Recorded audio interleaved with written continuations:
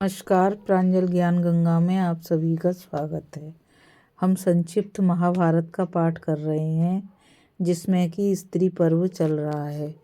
कल हमने कथा में पांडवों का राजा धृतराष्ट्र और गांधारी से मिलना, गांधारी का भीमसेन पर क्रोध तथा व्यास जी और भीमसेन का उसे शांत करने की कथा को पढ़ा था।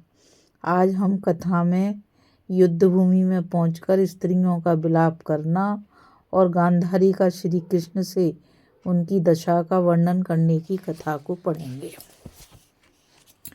श्री वैशंपायन जी कहते हैं,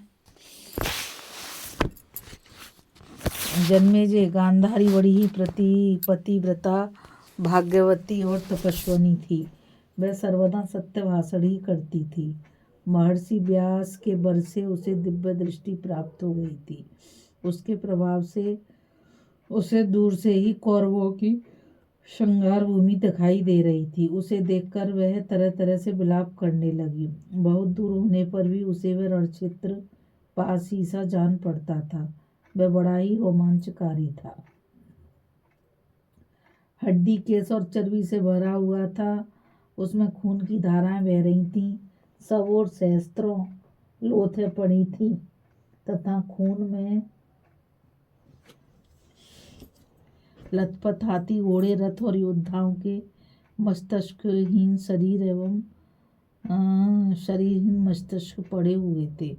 अब भगवान व्यास की आज्ञा पाकर राजा युधिष्ठिर आदि सब पांडव महाराज धृतराष्ट्र और श्री कृष्ण को आगे कर कुरुकुल की सब स्त्रियों को लेकर रणक्षेत्र की ओर चले।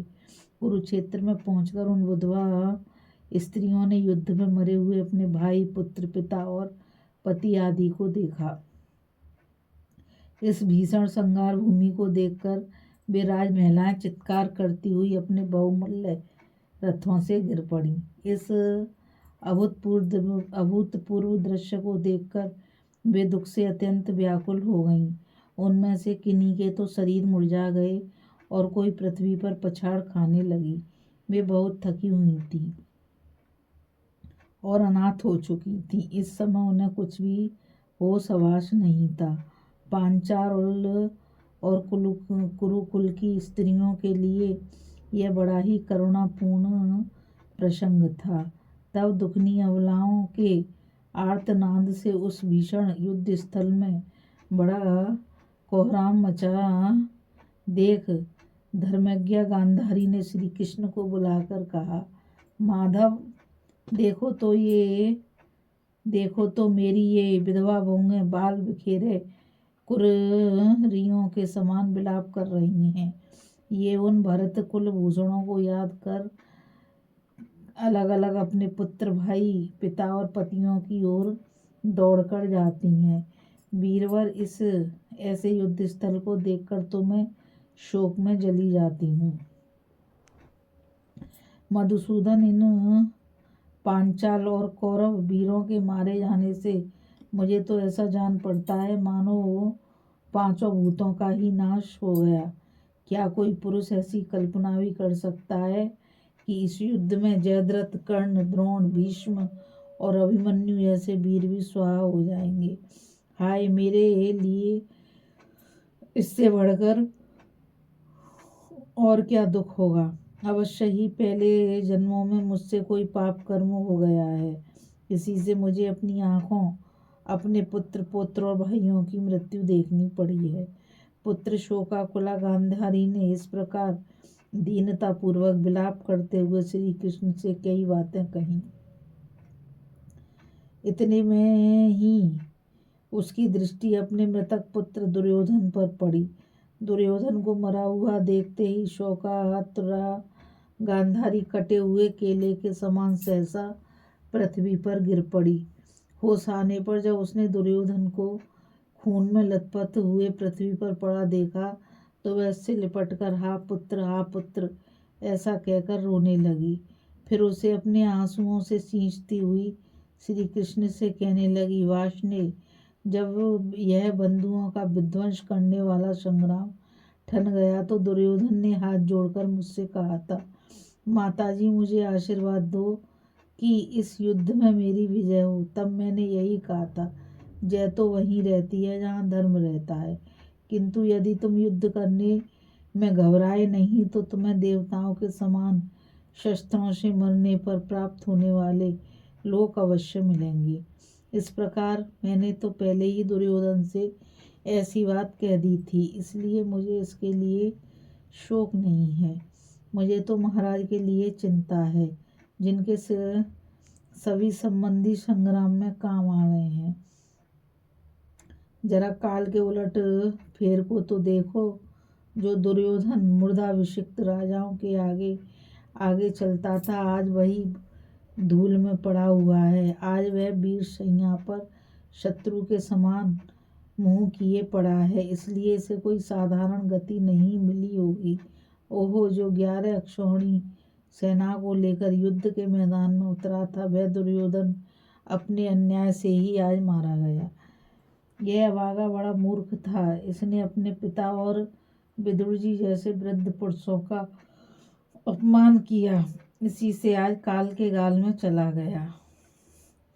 जिसने 13 वर्ष तक पृथ्वी का निष्कंटक राज्य किया, वही मेरा पुत्र आज मरकर पृथ्वी पर सो रहा है। श्री कृष्ण, तुम सुवर्ण की वेदी के समान तेजस्विनी लक्ष्मण की माता को तो देखो, आज उसके भी बाल बिखरे हुए हैं। मेरी यह पुत्र वधू बड़े उदार हृदय की है, पता नहीं इसकी स्थिति कैसी है। यह अपने पति के लिए शोकाकुल है या पुत्र के लिए। कभी यह पति की ओर देखती है तो कभी पुत्र की ओर देखने लगती है। किंतु कुछ भी हो, यदि वेद और शास्त्र सच्चे हैं तो दुर्योधन ने अवश्य ही अपने बाहुबल के प्रताप से अविनाशी लोक प्राप्त किए होंगे। माधव, देखो इधर, मेरे 100 पुत्र पड़े हुए हैं। इन सबको भीमसेन ने ही अपनी गदा से युद्ध में पछाड़ा है। मुझे तो इसी से अधिक दुख होता है कि पुत्रों के मारे जाने से आज मेरी ये छोटी छोटी पुत्र वधुएं बाल खोले रणभूमि में फिर रही हैं। हाय, जो कभी पैरों में आभूषण पहने राजमाता राजमहल की स्निग्ध भूमि पर विचरती थीं, वे ही आज आपत्ति में पड़कर इस खून से लथपथ कठोर रणांगण में घूम रही हैं। इस सुकुमारी राय दुलारी लक्ष्मण की माता को देखकर तो मेरे मन को किसी प्रकार का ढाढ़स नहीं बनता। देखो, इन महिलाओं में से कोई भाइयों को, कोई पिताओं को और कोई पुत्रों को पृथ्वी पर पड़े देखकर इनकी भुजाएं पकड़ पकड़ कर पछाड़ खा रही हैं। यही नहीं, इस दारुण संहार में अपने संबंधियों के मारे जाने से तुम्हें कई मध्यम और वृद्ध अवस्था की स्त्रियों का भी रुदन सुनाई पड़ेगा। इधर देखो, यह दुशासन पड़ा है। शत्रुसूदन महावीर भीम ने इसे युद्ध में पछाड़ कर इसके शरीर का खून पिया है। हाय, द्रौपदी के कहने से और जुए के समय सहे हुए दुखों को याद करके भीम ने मेरे इस पुत्र की कैसी दुर्गति की है। कृष्ण, मैंने तो दुर्योधन से उसी समय कहा था कि तू मौत की फांसी में बंधे हुए शकुनी का साथ छोड़ दे। अपने इस कुबुद्ध मामा को तू पूरा कलह प्रिय समझ।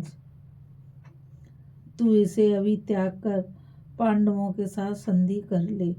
अपने इस कुबुद्धि मामा को तू पूरा कलह प्रिय समझ। मूर्ख, क्या तू नहीं जानता भीमसेन कैसा असहनशील है, जो हाथी को उल्का से जलाने के समान तू उसे अपने बागवानों से विदा करता है। आज उसी का फल है कि भीमसेन का पछाड़ा हुआ दुशासन अब लंबी लंबी भुजाओं को फैलाए पृथ्वी पर सो रहा है। क्रोधी भीम ने दुशासन को युद्ध में मारकर इसका खून पिया, यह तो उसका बड़ा ही भीषण काम था। माधव, देखो, यह मेरा पुत्र विकर्ण पड़ा हुआ है। इसकी तो सभी बुद्धिमान प्रशंसा करते थे। भीम ने भी इसे सैकड़ों टुकड़े करके मार डाला है, कर्णी, नालिक और नराज जाति के बाणों से। यद्यपि इसके मर्म स्थान छिन्न भिन्न हो गए हैं, तो भी इसकी कांति अभी तक बनी हुई है। यह शत्रुओं का संहार करने वाला दुर्मुख सोया हुआ है। समरसूर भीम ने अपनी प्रतिज्ञा का पालन करते हुए इसे भी मार डाला है। श्री कृष्ण इसके सामने तो संग्राम में कोई भी नहीं टिक सकता था। इसे शत्रुओं ने कैसे मार डाला। इधर देखो, यह धृतराष्ट्र नंदन चित्रसेन पड़ा है। यह तो धनुर्धरों के लिए अदृश्य रूप था। केशव इस अभिमन्यु को तो बल और शौर्य में अर्जुन तथा तुम्हारी अपेक्षा भी श्रेष्ठ कहा जाता था। इसने तो अकेले ही मेरे पुत्र के अवैध व्यूह को तोड़ डाला था। सो देखो, यह भी अनेकों को मारकर स्वयं मरा पड़ा है, किंतु मैं देखती हूँ कि मर जाने पर भी अतुलित तेजस्वी अभिमन्यु का तेज फीका नहीं पड़ा है। देखो, यह विराट पुत्री अनिंदिता उत्तरा अपने वीर और अल्पवयस्क पति को देखकर कैसा शोक कर रही है। यह बार बार अपने पति के पास आकर अपने हाथ से उसके शरीर पर लगी हुई धूल झाड़ रही है। कृष्ण, यह अभिमन्यु तो बल, वीर, तेज और रूप में बहुत कुछ तुम्हारे ही समान है, किंतु हाय, शत्रुओं का शिकार होकर आज यह भी पृथ्वी पर पड़ा हुआ है।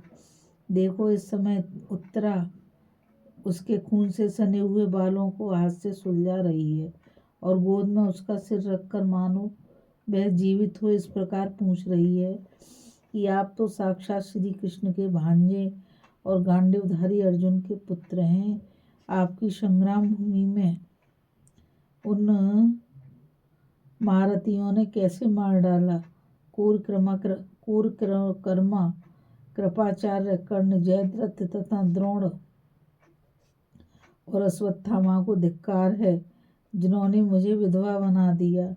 युद्ध में अनेकों योद्धाओं ने मिलकर आपको मार डाला। यह देखकर भी आपके पिता अब तक कैसे जी रहे हैं। प्राणनाथ, आपने शस्त्रों से जिन पुण्य लोकों पर विजय पाई है, वही मैं भी अपने धर्म तथा इंद्रिय निग्रह के बल पर शीघ्र ही आ रही हूँ। आप मेरी बाट देखिए। संभवतः मृत्यु काल आए बिना किसी का मरना बड़ा कठिन होता है, तभी तो मैं अभागिन आपको मरा देखकर भी अब तक जी रही हूँ। वीर, इस लोक में तो आपके साथ मेरा 6 महीने का ही सहवास बधा था। 7वें महीने में ही आप परलोक सिधार गए।